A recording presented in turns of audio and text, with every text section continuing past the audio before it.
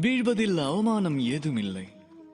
அவ்வாறு வீழ்ந்தாலும் புவிக்கு புத்துணர்வு நல்கும் மழைநீர் போல வீழ வேண்டும். வீழ்ந்து எழும்போதும் பிறர் தோள்களில் பாதங்களை பதித்து எழுவதனாலும் பெருமை ஏதும் இல்லை. சுய அடையாளத்தை இழப்பதினாலும் தீங்கு ஏதுமில்லை. விழும்போது விதைகளைப் போல விருட்சமாக உயர்ந்து புதிய அடையாளத்தை பெறலாம். எனினும் பிறர் கனவுகளை சிதறடித்து உருப்பெறும் அடையாளம் சிதைந்த மழைநீர் போல வீணாகிவிடும். குரோதத்தாலும் தீங்கு ஏதுமில்லை. அது துஷ்டர்களுக்கு நல்வழியை காட்டுவதாக இருந்தால். எனினும் எக்கருணை பலகீனத்தை அளிக்கின்றதோ அதனால் என்ன நற்பலன்? அதனால் நன்மை தீமை என்பது செயல்பாட்டில் இல்லை.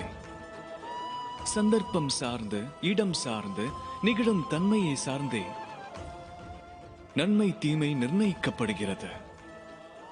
கடமைகள் உகந்த வேளையில் நிகழ்வதே உத்தமம்.